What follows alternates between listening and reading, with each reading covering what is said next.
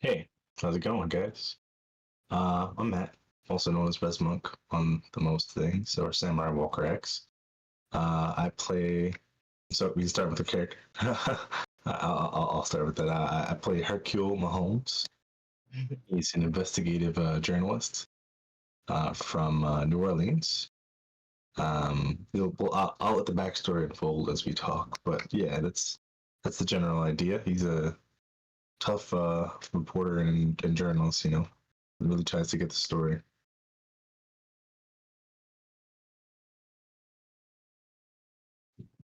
Hey, Tranquil Ashes everywhere. You guys know me.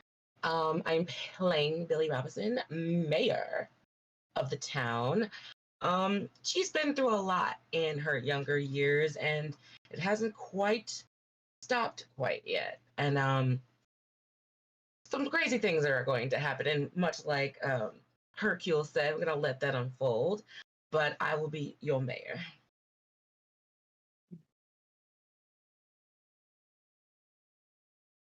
Hey, Rob Madison II here. Mad Dr. Rob on the Everywheres, and I will be playing former father Marcus Hill.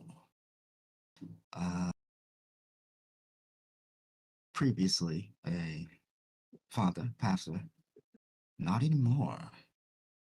Now something different. We shall see what has changed him and what he will do with that information.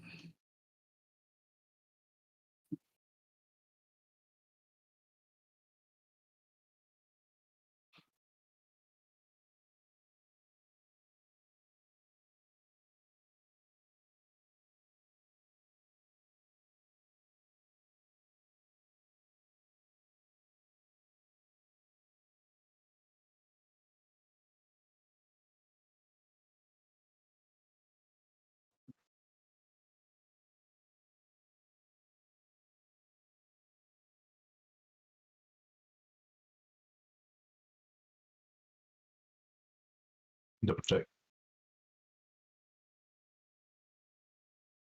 Yeah, you're not heard. I can hear you.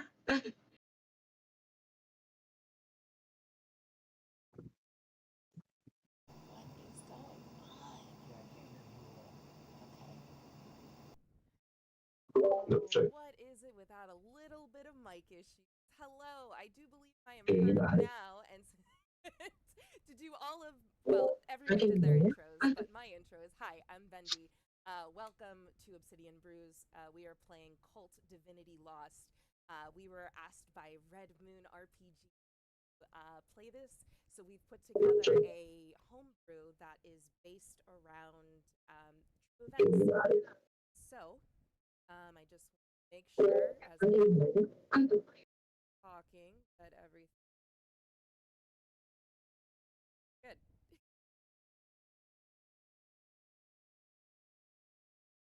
All right.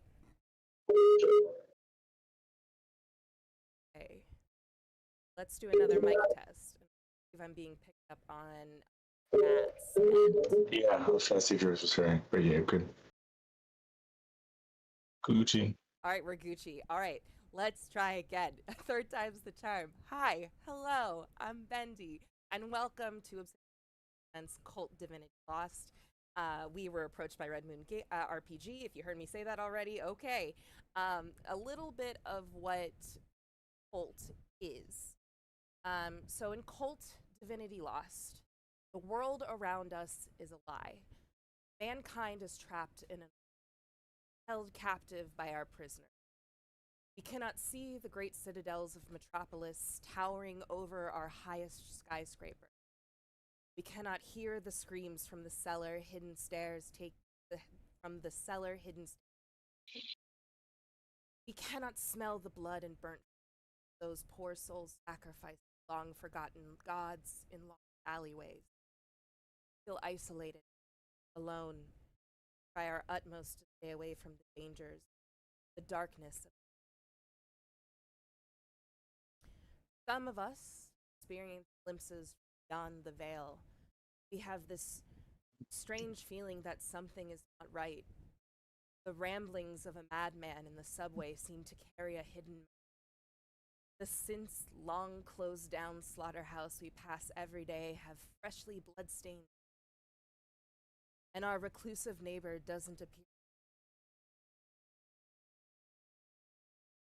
By slowly discovering the truth about our prison, our captors, and our hidden, we can finally awaken from our induced take control of our destiny.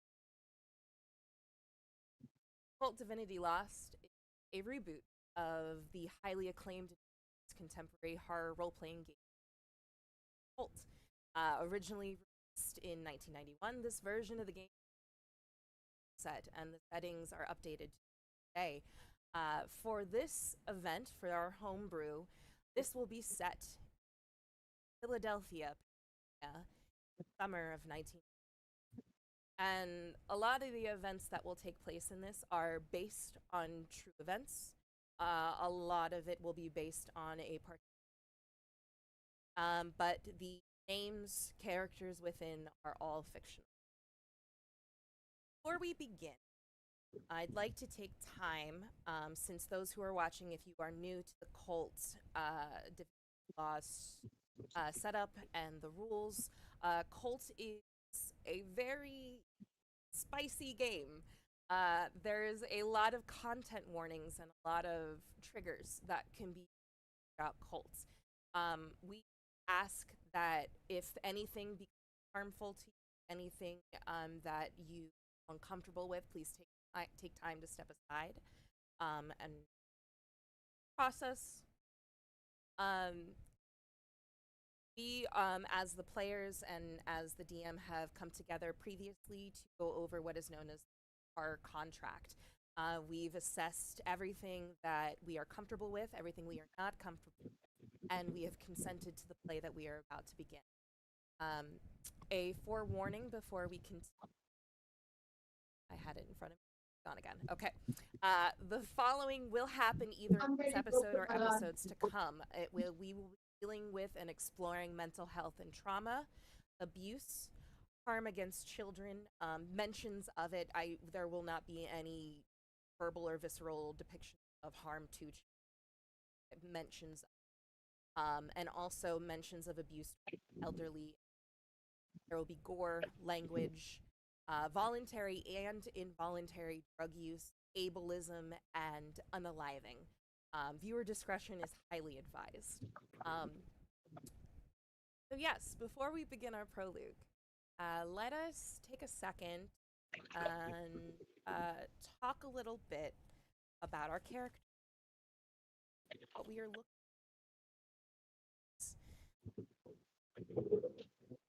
at. I had him totally down.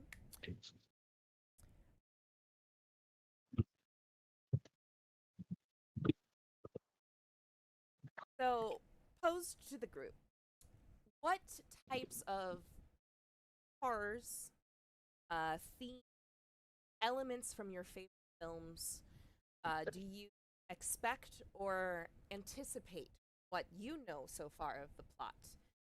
Starting with Matt. What type of horror elements do I anticipate?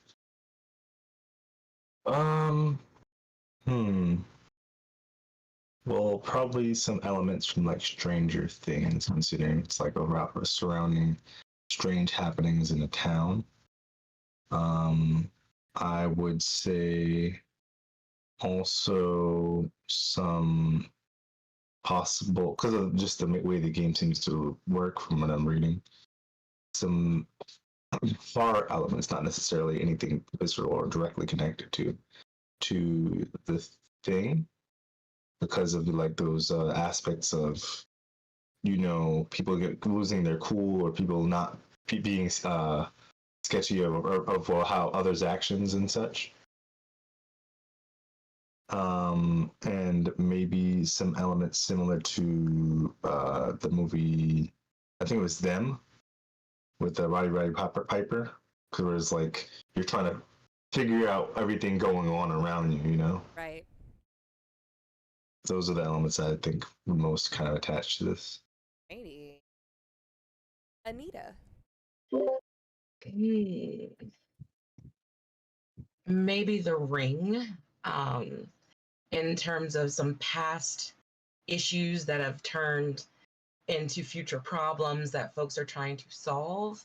Also, considering it is involving children, and probably Silent Hill for the medical and psychological aspects of this game. Those are the two I think would be in our future.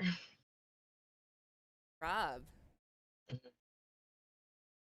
I'm definitely. I would have to echo the Stranger Things vibe of like there's a whole bunch way deeper than what any normal person would see, and it's just when you're in it, it's very clear that there's something definitely super strange going on. Similar to, I would say, the existential bits of the Matrix, of once you see past that veil that's there, everything else that's behind it is way different and probably harder than you expect it to be.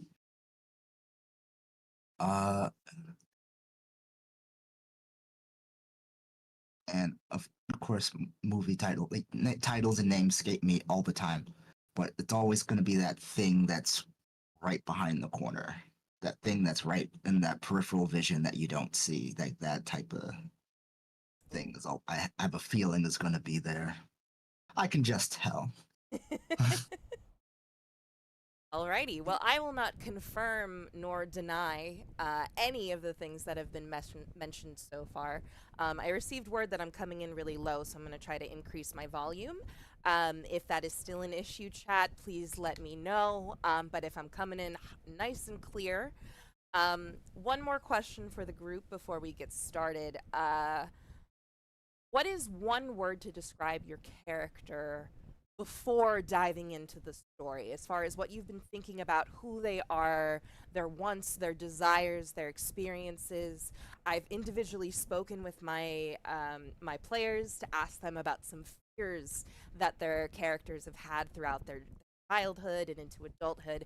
So, with all of that known, what are some things, one word for each character? Let's go in reverse order, starting with Matt. I'm sorry, Rob. Yeah, okay. One word? Okay. It would be conflicted. Okay. Yeah, that'll be the word.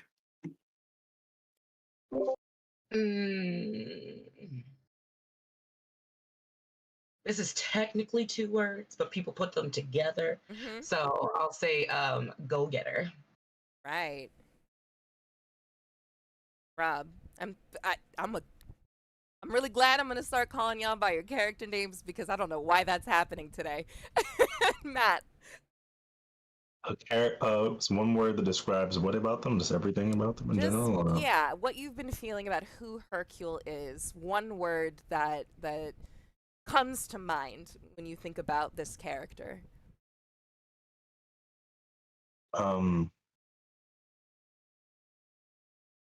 Driven. Driven? Mm-hmm. Right.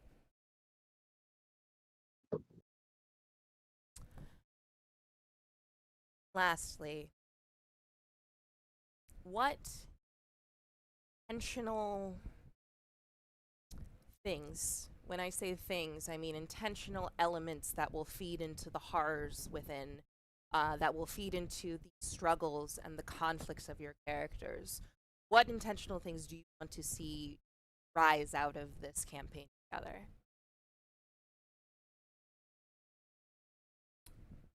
Rob. Knew you were gonna come to me. Intentional things. So from the struggle, what do I hope to see at the end type of thing? Yes. One thing that I one thing I have a feeling will happen, but I don't know whether it's good or bad, is some sort of clarity.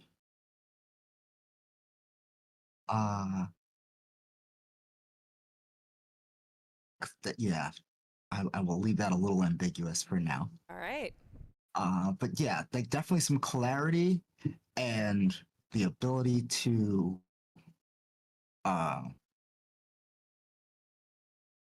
I guess for all of us to understand. Very broad, those are very broad terms, but depending on how the story goes, I have a feeling they will make sense. And I have no clue how the story's going. I'm just putting it out there. Anita. Honestly, I would say resolution. I believe that there's a lot, especially for Billy, there are a lot of like unresolved things from their past. And I think that that's true probably for everyone involved in this game. So in order to, get to the end, I think all of our characters need to resolve a specific issue. Matt.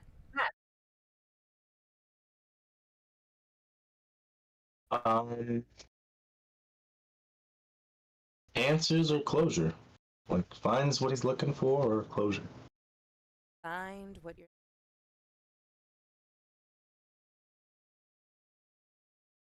Oh. Before we begin, I have a little video. This is the opening credits for this campaign. So we will cut to that and then we will get started.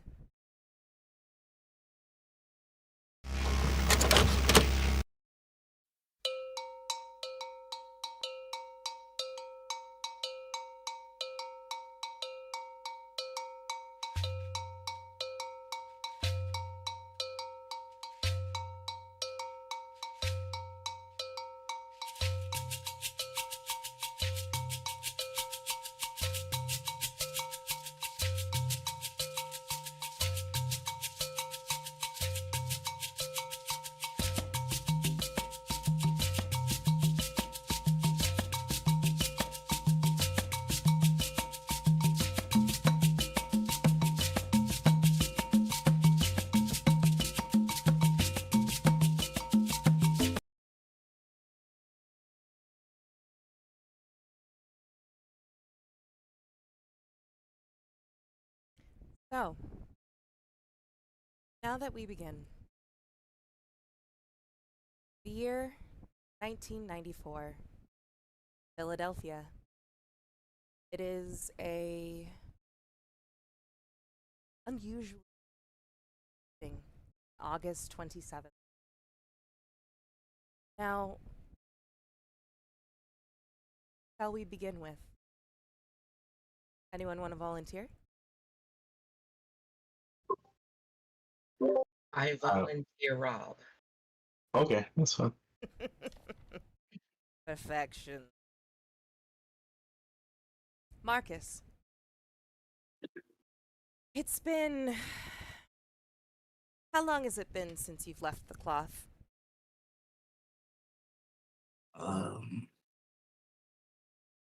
Say about 9 months ish, maybe a little more. In the 9 months since you've left church, you've wrestled with more than just wrestled with the very essence of who you are. It's been a tumultuous time. The events that led to you leaving the church have grown heavy. You spend many of your days reading, poring over books, trying to distract yourself from the thoughts, feelings, the sensations. You can't help but to wonder if maybe you've wasted your life. Not. You come home after spending hours that seem to by like your seconds at the library. It's dark, and you're following the cobblestone streets of old Philadelphia. Can you describe what Marcus looks like?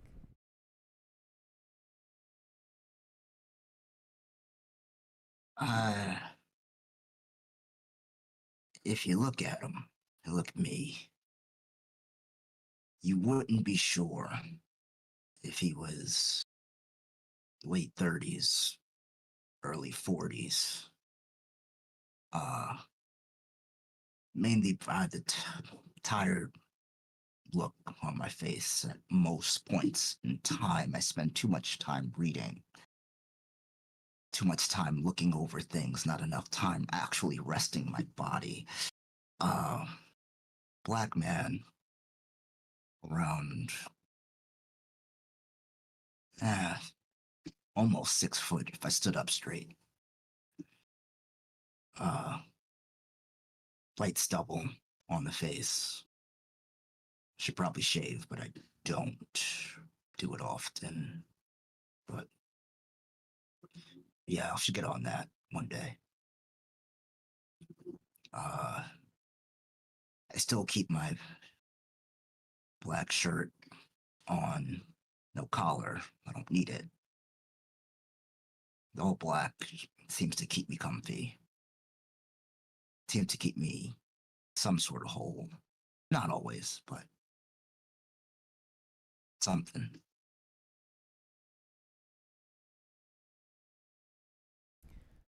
You're approaching your home, and for a brief moment in the darkness, as you pass the alley next to your home, see what you think is a figure at first. Stop in your tracks, and it's almost like your stomach drops for a moment. You don't quite understand why, and turn sharply towards the alley. Pause a moment, your eyes trying to find something in the darkness. There's nothing there. Think maybe it's vagrant, one of Philly's most desperate and criminally active. Maybe it's something far worse, something that you unsure has been plaguing your nightmares, and if not your waking hours. No, could be that you've just spent too many hours with your nose in a book. Couldn't Yeah. be. Let's keep going. Yeah. No. Do you wish to go home? I look deeper into the alley for just a second longer. No. I should rest. I turn to continue going home. Does Marcus Hill have any pets? No. Oh, reach your door. It's eerily quiet. I think maybe you'd hear something. Dog bark, cat jump from trash can to trash can, but silent. All you hear is the sharpness of your door, and it cracks open your modest townhome. What's the first thing you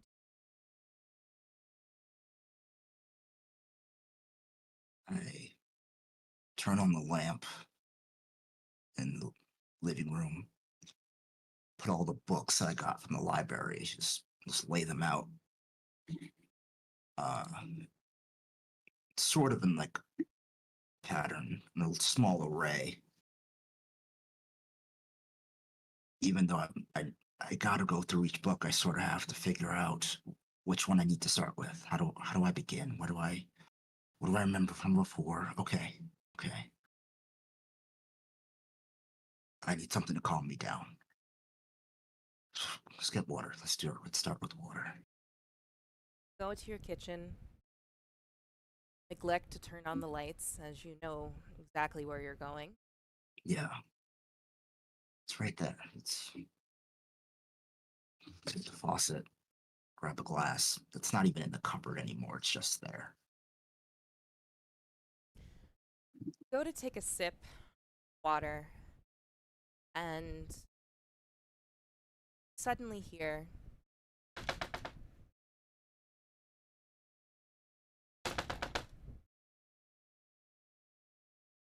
someone's at your door. So you never receive visitation hour.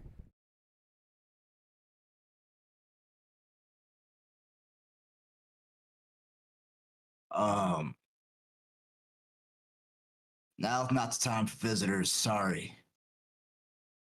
Faintly through your ear. Please. Please.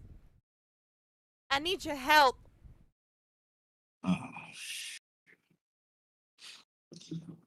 Oh, Please, Father.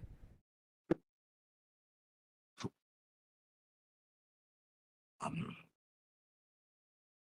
do I recognize the voice?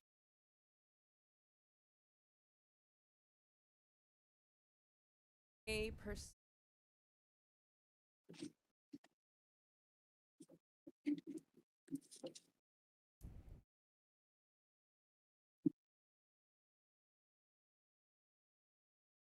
My brain is rolls. All right, so we're going into our first cult roll. All For right, those do who it. don't know, cult runs on a 2D, and every one of my characters has an attribute and different attributes. So we are going, and that is a. Go ahead and roll for perception. You add your perception modifier on your character sheet.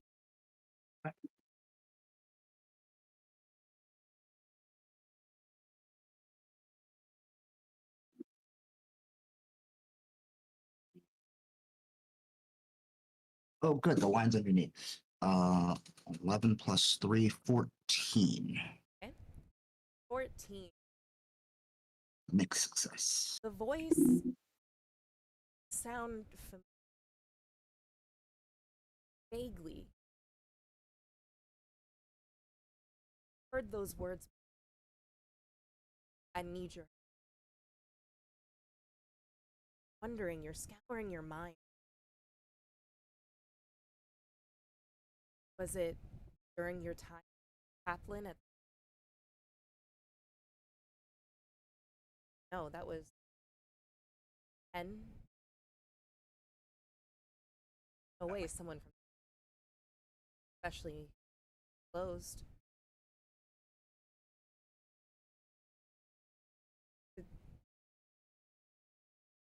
familiarity of the voice. Open the door. I move towards the door. Look, I'll take a. I'll look through the peephole, see if I can see anyone on the other side. See if I know them. You look through the and see the top of this person's head. They're quite small. But what you do, gray locks, bun, and almost half of her wrinkled form, and kind of see she's shifting around a bit, looking around her, and kind of hear faintly as she's tapping her, begging softly.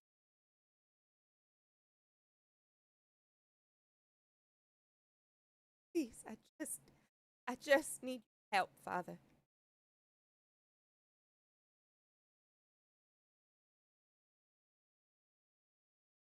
Fine. I slowly crack the door. I'm not opening. I can't open it all the way. Chain up. Yeah. Okay. Crack the door. Woman. Notice that clothes are a bit outdated and strange for a summer evening. Is dressed in clothes that are maybe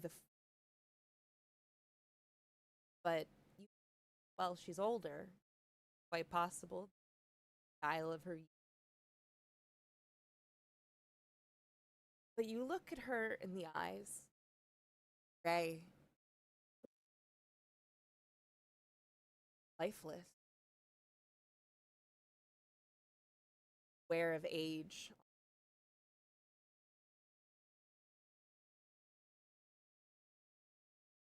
Not a member of your face gives you a bit of a recognition, but at the same time, almost there's this feeling that is again feeling that quite simply the last time you felt it was chaplain at the No. Father, please. It's my son. I need you. Talk to him. Got him. Trapped and he can't move. What? Can't move on, Father, please. What do you mean move on? I can't move on. No. No.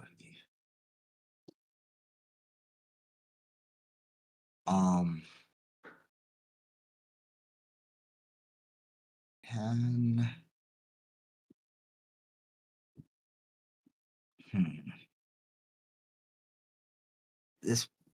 Does this person look corporeal? Are they flesh and blood?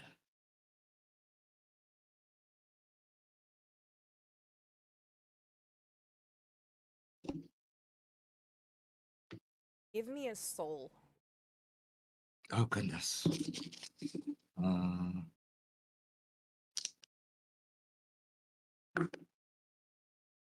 Let's go.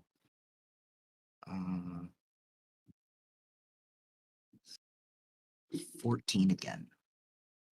I'm blurry.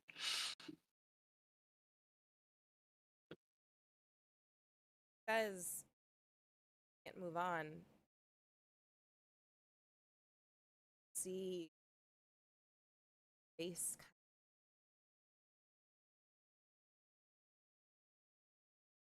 Is your porch light on? It flickers. It's on, but it flickers on and off. Yep. So it flickers. As it flickers, almost as if behind her. Oh, ma'am, ma'am, where are you coming from? I just came back from Crab Hill. I'm telling you, they got him. Please let me in. They got.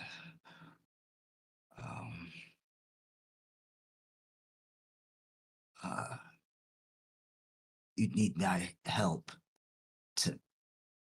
for your boy. The only one that can help. Where do they have him? Still got him. Up at that damn school. I can't help him. I haven't been to school. I haven't been there so long. I haven't been there in so long. I haven't. That. Um. I don't know how I could help. I don't work there anymore. I'm. They still there. They're jailers roaming them halls. But the only one father. And then she kind of catches her breath, or whip her head around, looking at something behind her.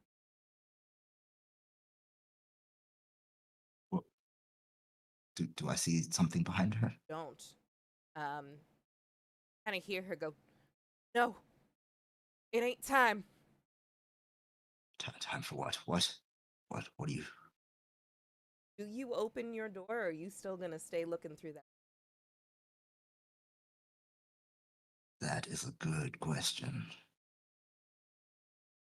Does she look like when she turned around, is she afraid of the thing that's behind her? Yes, she kind of like snaps her head quickly, as she turns. Like for an older woman, like it's one of those things where it's like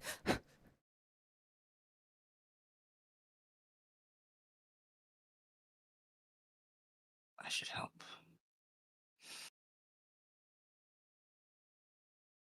Do I help? Should I help? I could help. I close the door quickly, unlatch it, and try to pull her inside. the moment you unlatch it, gone.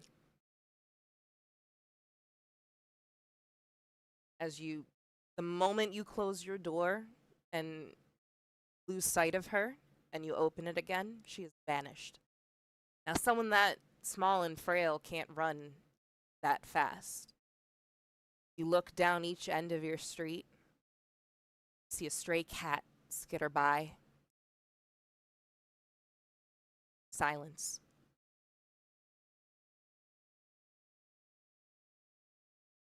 Reach to grab the cross that used to be around my neck, but is no longer there. Right. Not again. Damn school. And with that, we'll pause with Marcus. And we will cut to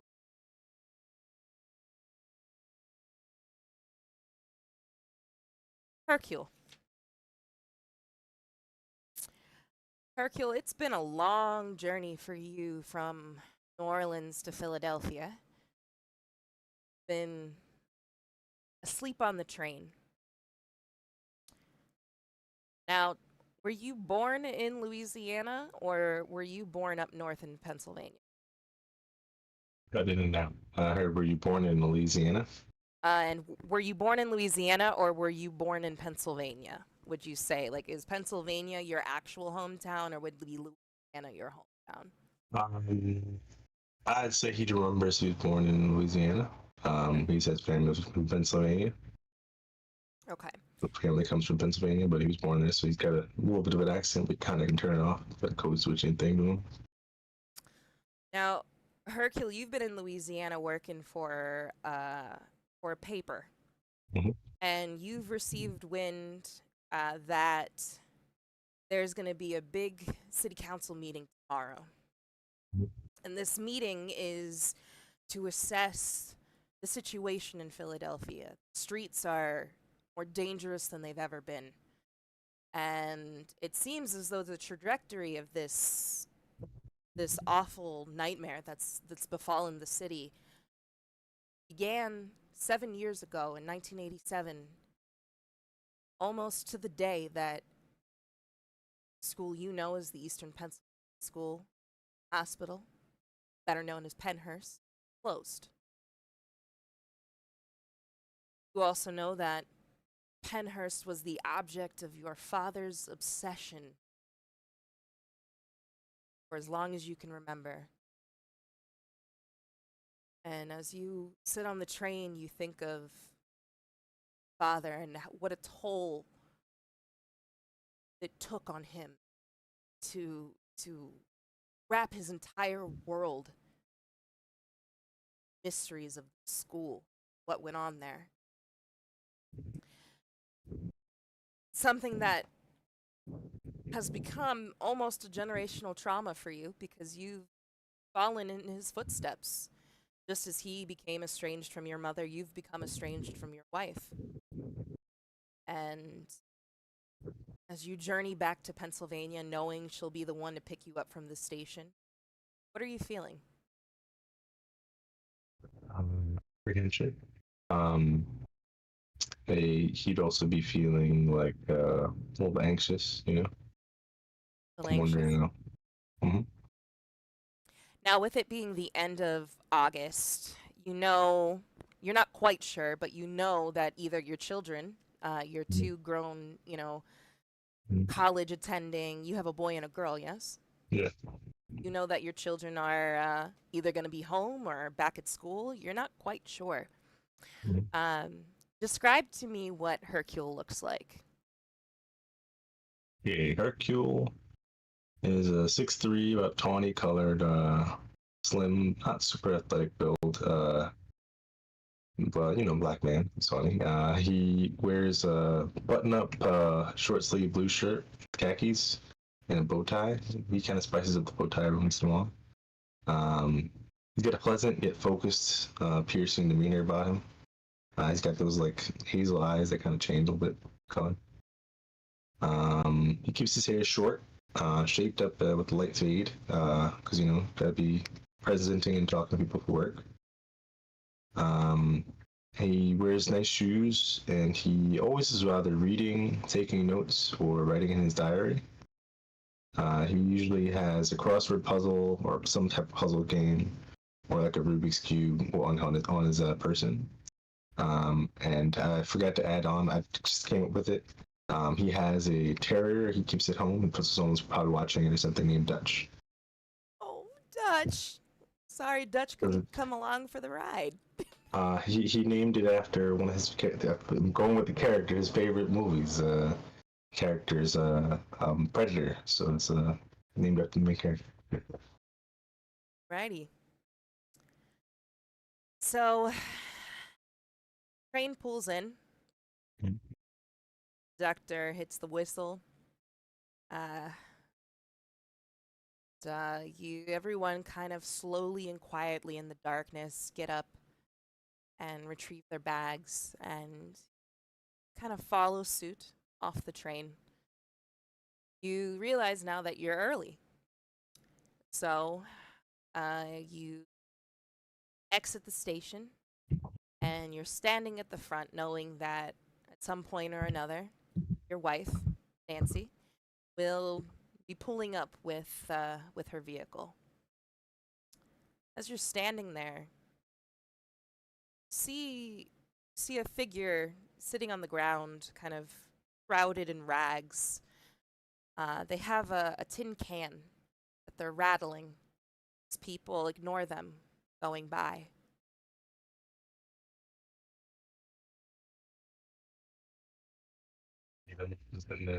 As I'm waiting. You've got a little bit of time. You think about Okay. 10, 15 minutes. Yeah, he'll check. Well, let's say he has a pocket watch. It's got HM on it for him. I got it from his dad. Check his time. Look at the guy. Check his time again. Get some time. He'll take out a little notepad and sit down and talk with the guy. Okay. Take out a silver dollar and put it in this tin can. Start asking the guy questions. Hey, how's it going? So you drop the silver dollar in his tin can and kind of looks up at you. You see that it's got gray eyes. Skin is kind of wrinkled, almost very rough in the face. Can't quite see much except for his eyes and its downturned frown. And it clinks in the can and stops shaking it. Looks up at you a bit and he says, "Oh, thank you, sir." Hey, I know you. You know me. I know you. Really? What was it? Some kind of famous? Probably more than my work is famous than me. I'm a writer. No, I don't know how to read. Now, no, it ain't from no papers. Oh, that's what it was. You were in my dream. Yeah, You're dreaming. you were in my dream. To have some deja vu or something? No, no, no, no, no. Sir, I was right asleep. Right here. I always sleep here. See, you were in my dream, but you were dead. Sir, you were right there dead. I'm dead right now. Ain't dead now, but remember it was you. Right as rain, I know it was you. You were up at that school, laying in a pool of your own blood. What's school? Uh, that old one that was up there on Crab Hill. Yes, it were. Yes, it were. It was up on Crab Hill. You were up there. Floor was just as dirty and grimy as you were. But you see, that's what happens. That's what happens when you get too close. Who are you? And you see he kind of like puts his head down. He smiles. The smile is lacking teeth. You can see there's like a couple teeth here and there, yellowed and stained and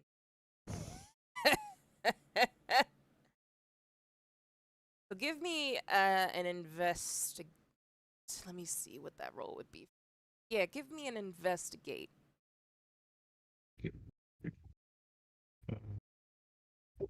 What am I rolling for that? Oh, here we go. Reasoning. Reasoning is plus. I gave him +3. Ah, So D10 +3. 2D10, right? No, 1D10. 1D10? 1. 2. Oh, okay. All right, 2D10 and +3 mod. Let's go. I got 20.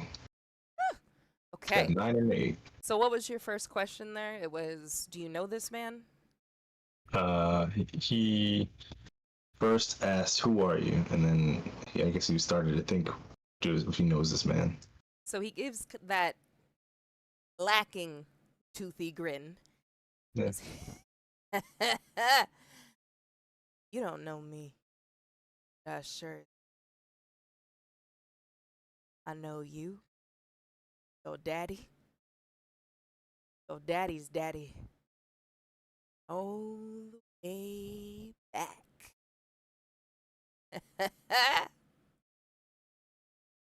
That's what happens. Get too close.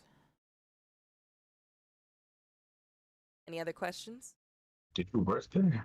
Did you go to school there?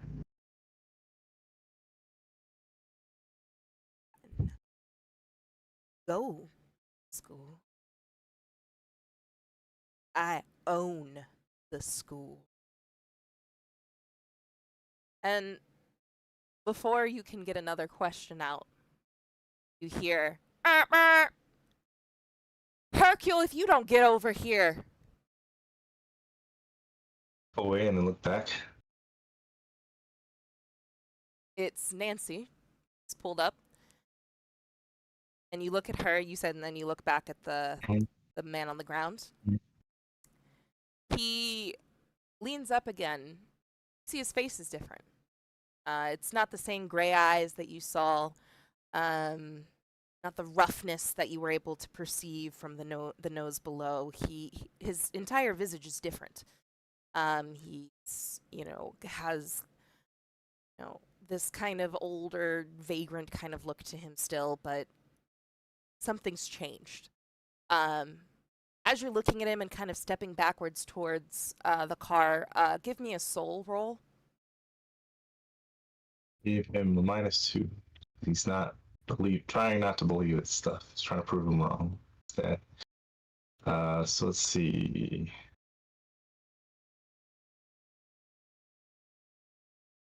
Oh wow, I got 15. 15? Yeah. Okay. The way that he looks now looks far more human than what you just saw. And you're trying to reason with yourself. Like, maybe it was the lighting. No, maybe it was just a long trip. Either way, something must be going on with that man. Just kind of chalk it up to the state of Philadelphia. And he looks to see if there's still a silver dollar in the guy's cup before he walks away. You put another silver dollar in? No, he looks to see if that's still there. Like it is. Yeah, he's rattling his can again. He's like, just kind of rattling as people go by. He's, actually as he like moves his head up more, you can see like he actually has, his teeth aren't actually missing this time around. Like he has like a full face, full grin, and he's just like, anybody help, please? Anybody down on my luck? I could sure use it. Anybody? No? All right. And he's continues to just rattle his cup as if he just didn't even have a conversation with you. Sir, sir, what is your name? Hercule. Oh. I gotta go. Right. Come on. He turns, looks to the guy, and just walks away and goes over to the car.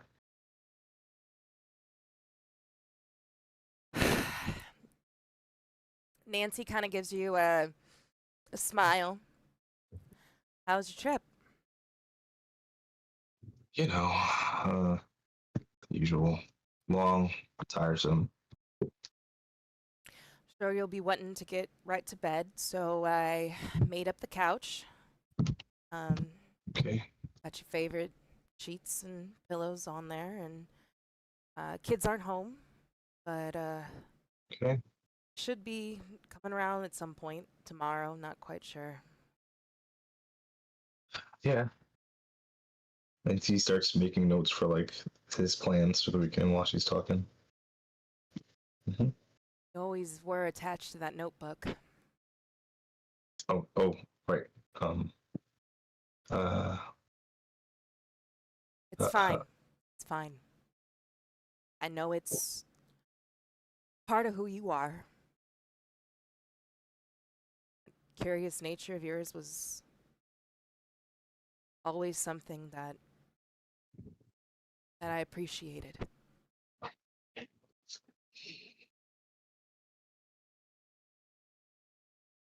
Kind of stops and purses her lips a bit and focuses on the road. Do you attempt any other conversation with her? He goes in his bag. And digs in his bag and tries to find some type of thing he would have brought for her that she might like from who is it? Anna. Something that just random thing. Okay. So you search through your bag. Yeah, something he might have brought. I couldn't think of something on top of my head. Okay. So you search through your bag and you pull out this little crystal figurine of an alligator. And what do you say to present it to her? Do you give it to her right now in the car? He just makes sure he has it. Okay. And kind of he palms it for a second, and then puts it back in the bag. Okay. As Nancy's driving through the streets of Philadelphia, you're noticing that things aren't quite the way they were when you left. How many years would you say it's been since you're back home? Well, not home, but like back in Back in Philly. Philly. probably would have the kids more visit him than going over because of the strange scenario. Probably say, let's just say like 5. It's not like horrible, like, oh man, we're, Okay, so it's been about 5 years, but even in that 5 years, Mhm. you see more homeless folks on the streets, trash bins lit ablaze with fire, people walking almost as if they're zombies. Mhm. And you see an alarming amount of children out at Mhm. night. You Yeah. see them on street corners. You can tell that they're doing deals with one another for drugs. You see children as young as maybe 8, 9. Mhm. And as she stops at a red light, there is a solitary boy standing on the corner.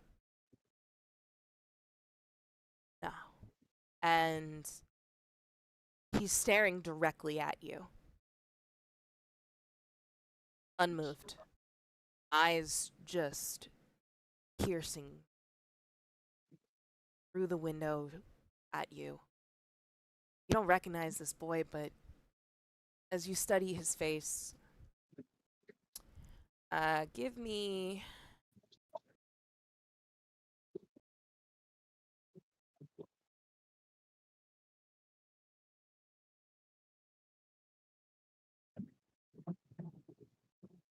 All right.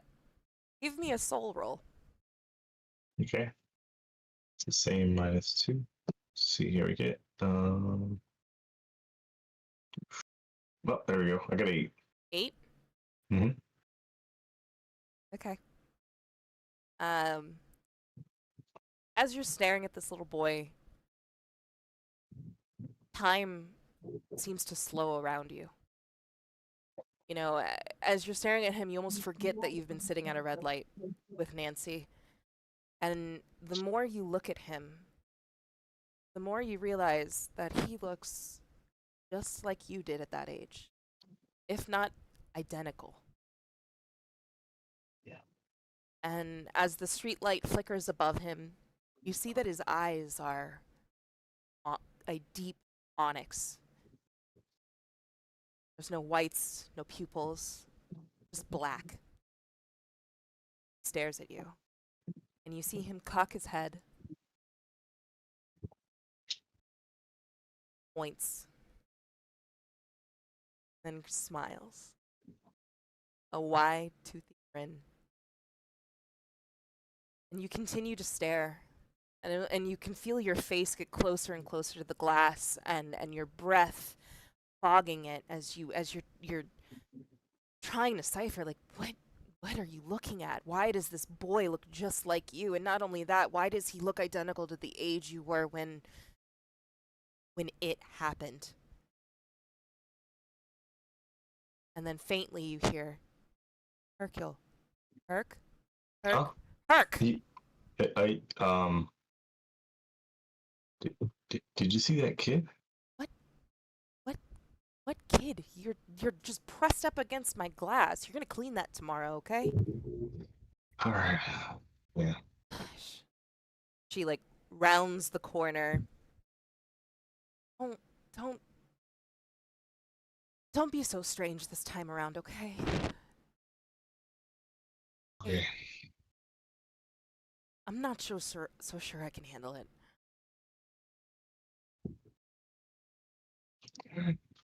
So, You're going to that meeting tomorrow, right? yeah. Oh, I got it in my calendar. I'll be there. I got some things to do tomorrow, errands and such, so I'll probably be gone before you wake up. All right. And you stare out the window and you continue to watch the city pass by. And fade next to a town far across the city, in a neighborhood that's a little less touched by the darkness. One that, Billy, you never really thought you'd ever find yourself in. But the year since you've been elected, a lot has changed. You're at home, about 9 o'clock at night. What are you up to? You've had probably a long day of meetings, calls, time at the office. Basically making notes for Sarah, my assistant. Um, I've been looking into the new Nokia 2011, and I got to get it for my next round of mayorship, as it were. Describe what Billy looks like. Billy is brown skin, honey brown eyes. She's pretty tall. She's 5'11". Long, curly, tight spiral hair, and always kind of has sort of a resting bitch face when she isn't in front of her constituent. Okay. I'd say probably at this time of night your jaw's tired from all the smiling that you've had to do all day. Yeah. Is Billy maybe having tea, a glass of wine? What's the drink of choice as she's winding down at the end of her day? Definitely a glass of Merlot. Glass of Merlot? Okay. You're sitting in your office, sipping your Merlot, taking your notes, figuring out what you want to do. You're realizing that your 9-year-old, April, hasn't come in to say goodnight. Look down at my watch, realize what time it is. Huh. Call her. April! Nothing. I get up from my note taking and I head towards her room. As you do, the shrill ring of your landline cuts through the silence of your home. It's ringing in the kitchen. I really need to leave music playing. Go and pick up the phone. Hello? It's late. What do you want? Hey, just checking in, and you hear it's the voice of your husband. Oh, sorry. It's been a long day, hon. Sure. I just landed in Georgia. We've got about a couple, a little nightcap with the org, but I think I'm gonna hit the hay pretty early tonight. I just wanted to see how you and April were doing. Uh, well, actually, I was just about to check on April before you called. But Ah, I am glad that you got into Georgia safe, babe. thanks, love. Yeah. Well, I mean, go ahead. It's late, so you might as well get her tucked in. Uh, her rabbit is on my desk. Oh, So yeah. So if she's missing it, I don't know if she went in there to get it, but huh? What? All right. Sorry, I gotta go. But give her a kiss goodnight. I love you. love you too. Bye, babe. Before you can say that though, he hangs up. Okay. Like, stares at the phone for a second and hangs it up. I wonder why the bunny is in his office. I take the detour from her room to go to his office in order to pick up the bunny. You see her bunny sitting on an office chair, kind of like flopped over. It's old. It's got a couple tears. It's missing an eye, and it's her favorite bunny. She doesn't go to bed without it. Picks it up. I really need to get this repaired. Or maybe she'll like one of those beanie babies that are, what are they? Beanie baby? Yeah, beanie baby. Because this is, woo. But she loves this bunny. Picks it up, goes to her room, knocks on it door. Honey, you sleep? Nothing. Opens the door and go in, looks for her. Her sheets are pulled off her bed and strewn across the floor. Her window is wide open, and you can see her curtains are billowing towards you.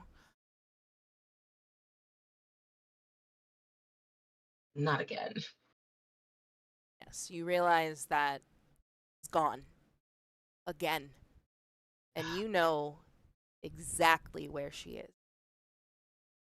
And you hear some whining behind you, and the family dog comes up into the doorway and whines as they. What breed and gender is your dog? Um, Corgi and a girl. Corgi, girl, and name?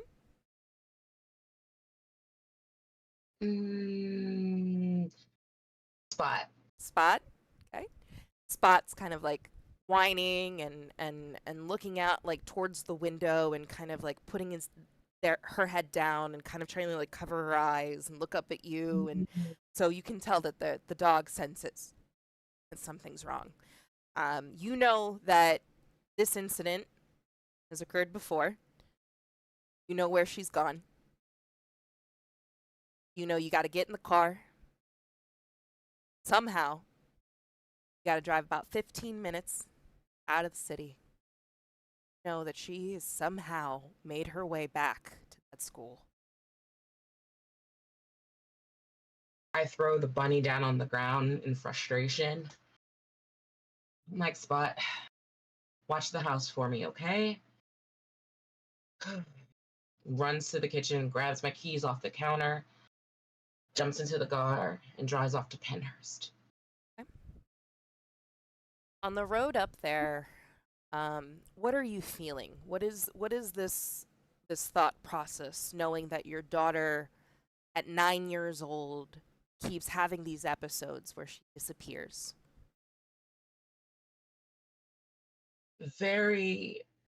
As I'm driving, I feel very heavy.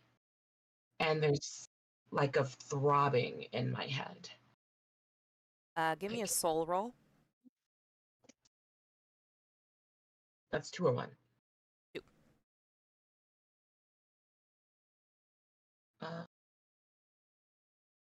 15. 15? Okay. You kind of shake off this kind of gnawing at the back of your mind that it could be something more. But you think, well, it's a lot like you. You slept walked a lot as a child.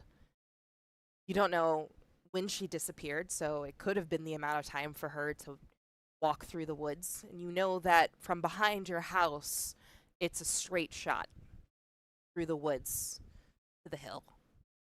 So you know that as she's going through the woods, can't possibly get hit by any cars. You know, you pray that she hasn't run into anybody. You know, you haven't heard of anybody being in the woods before.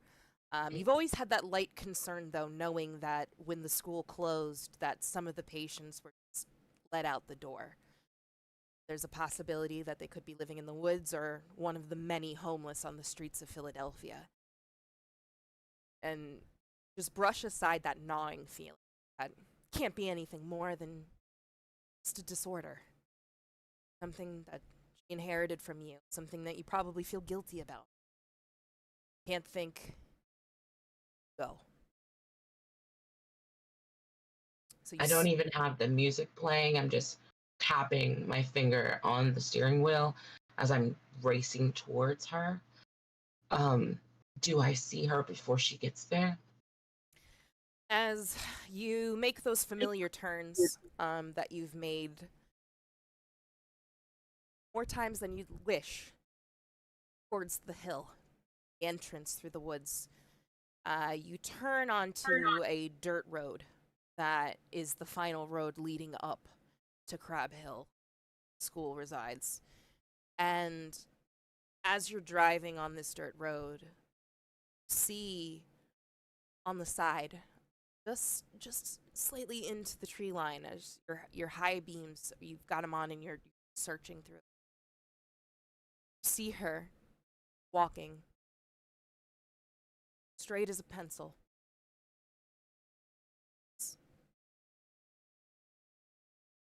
I pull off towards the side. She's almost at the gate at this point. See the wrought iron gate, and as you like veer off, you get the flash of the words written across in the metal bars, Pennhurst. And you veer, slam to a stop, get out your vehicle. You can even hear the beeping as you just run towards your daughter. What's the first thing you say to her? What's the first thing you do? Well, when I reach her, I don't actually say her name. I just stand in front of her and look her in the eyes and see if she stops. She doesn't even look at you. See, she's staring straight ahead. She tries to walk into you, walking on her path. She bumps into you, bumps into you, bumps a third time. Her shaking hand grabs it, curls down. I grab her. I'm like, what's wrong, April? What's wrong? Tell me. I'm here. Just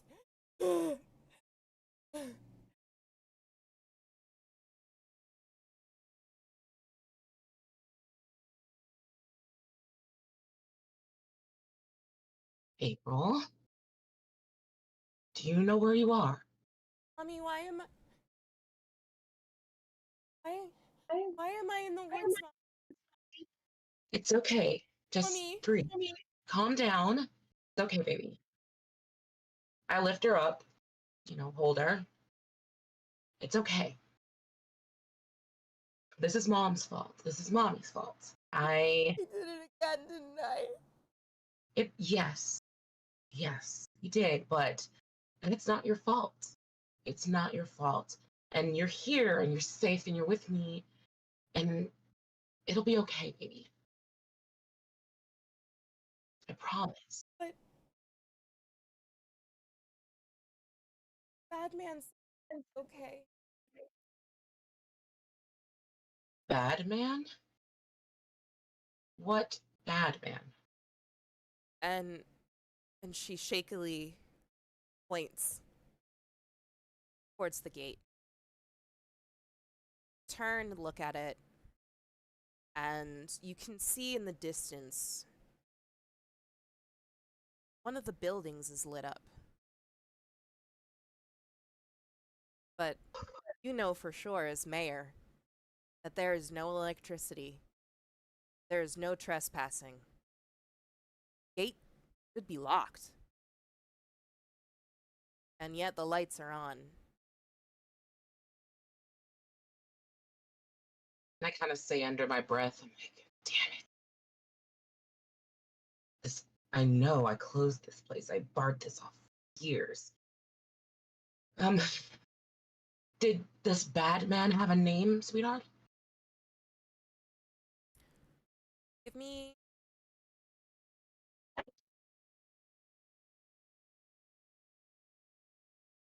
an investigate.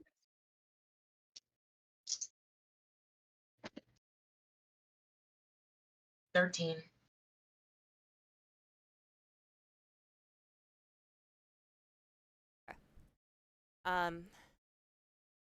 She kind of like tries to catch her breath.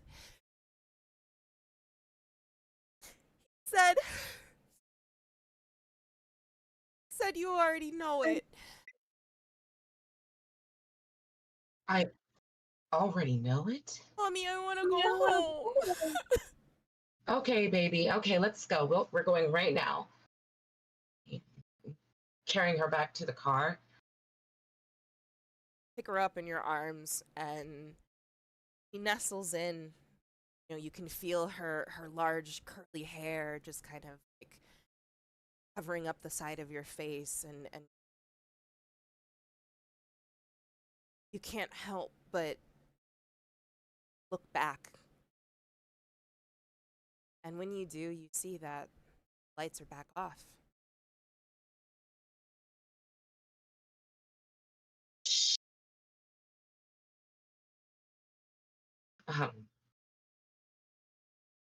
And I think to myself, like,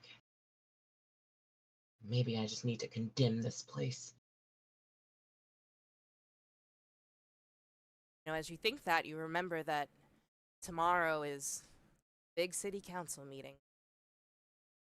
One you've been dreading, but also looking forward to. It's kind of a bittersweet thing because you know that your constituents are not too happy about the state of Philadelphia. But you also know that on the agenda is the possibility of recoding some of the buildings that are abandoned around the city. Quite possible you could bring this up on the agenda. This will definitely be on the topics of discussion tomorrow. Also, to avoid Randall's new campaign. Just get her home. Worry about it tomorrow. You get your little one in the car, falls asleep in the back. Drive off. And you do your pointed turn, drive. Look up in the rearview mirror. It's still dark back there. I think maybe it was a fluke. The lights were on. But give me one more soul roll.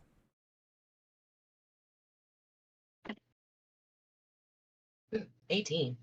Okay, all right.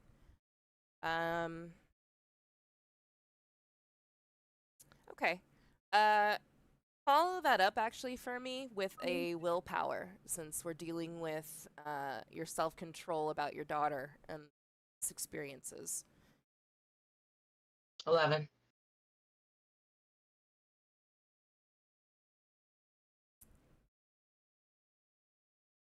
As you're driving, start to give me an emotion. Give me a negative emotion that you would. Dread. Dread? Okay. Start to feel dread. And know that whatever this is, even though you keep telling yourself that it's probably something that the doctors can look at, that she probably just needs some more time in therapy, whatever it is, you kind of dread and feel that sickness kind of bubbling up in your stomach, and think that could this something to do with what you did all those years. Start shaking my head. I did it for everybody. This was for all of us. He can't be back. This doesn't make... He can't be back. And with that, we'll end for this beginning session.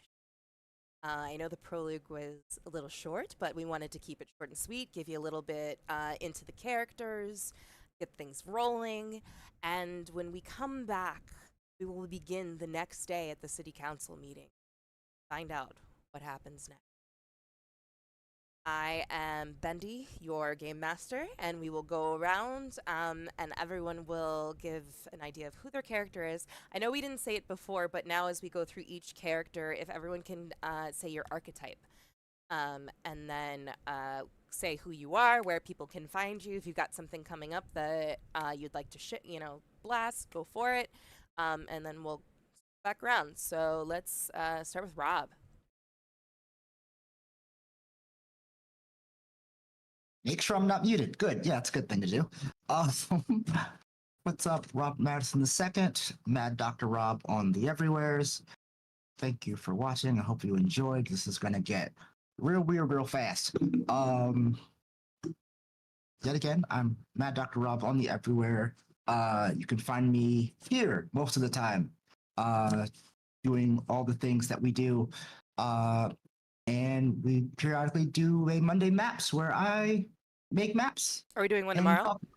No, I have a family thing tomorrow. Okay. But we will do one. We're going to schedule one soon, and we'll be back with more maps for you guys. Feel free to check out previous ones on our YouTubes. Also, hopefully coming soon or in the near future, doing some cool stuff with Queen's Court Gaming because they're dope and I appreciate them and thanks for having me. You can also find me wherever dope Obsidian Brews stuff is going on, and I know we have a bunch of things. I'll leave it to our fearless leader to throw all those things around. But yeah, that's where you can find me. If you want to see just the maps that I've made and that have been posted, you can follow me on Instagram at MDR_map emporium. But yet again, other than that, man.grub on the everywheres. Matt.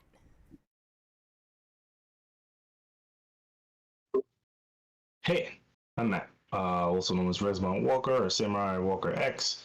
Depending on where you're looking, that's generally where I'm at. My character Hercule Maholmes is our archetype is the detective. As you can tell, he's always looking for information. It's gonna be an interesting game to run this character. I think from the perspective of my character is kind of like a little bit like Silent Hill-esque. When you know, the detective kind of coming in for the story with someone missing or someone or looking to find more information, you know. And yeah, that's it. I'll be around. You'll be seeing me, of course, here. Awesome. Rob, did you say your archetype? No, I didn't. I just remembered I didn't do that. Marcus is Just kill me. the prophet. Prophet. Mm, Awesome. take that as you will. And I'm so sorry about your allergies, Matt. I know that life. And Anita. So tranquil ashes everywhere, on the inner butts.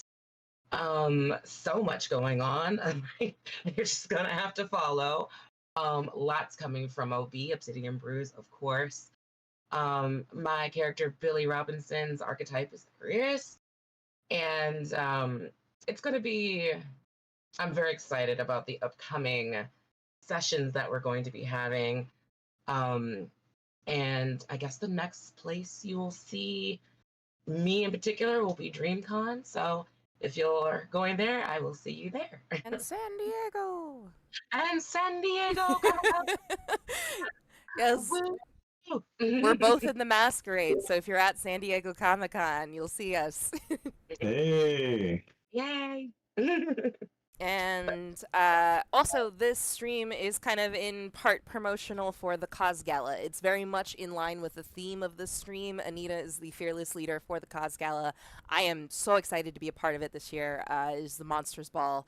And Anita, did you want to add anything else to that? Yes, so it's going to be September 23rd this year. So get your monsters and ghouls and vampires and freaks and geeks and their best couture outfits to come along and have some good fun. We have amazing entertainment coming your way. And of course, as I said, our fearless leader, Bendy, will be there rocking it with me. I love it. Well, hey, I'm Bendy. Thanks for being here. I know we had a little bit of kinks with audio. I really appreciate those who stuck it out and were here with us. I hope you were entertained and enjoy what we're bringing to the table. We are going to be using for the True Events Pennhurst State School. We've mentioned it a few times. If you'd like to do some research on it, there's a lot of issues surrounding it. It's a stain on Pennsylvania and something that I have been haunted by since I was a child. Who unfortunately was taken to the ruins. So I can't even begin to tell you how creepy it is, especially in '94. But I'm really looking forward to doing this campaign with you all and shining a light on the disability awareness that surrounds Pennhurst and the stories that were within it. Going forward, I think we're going to try to do some charity streams with this. We will have more coming down the pike. But until then, you can find all of us on Obsidian Brews everywhere. I myself am on Twitter as Bendy Dinosaurs. Find me on Instagram as Bendy Mitchell. And keep an eye out. We've got more cool stuff. Obsidian Brews will be at Gen Con. We're running a panel there about the Black Tabletop experience. We will be part of the tabletop track at Dragon Con, and we will be running an official live D&D actual play at BlurredCon based around the theme Fade to Black. So thank you so much for being here with us. Have a lovely rest of your Sunday. Watch out. There are things out there you do not understand. Have a good evening.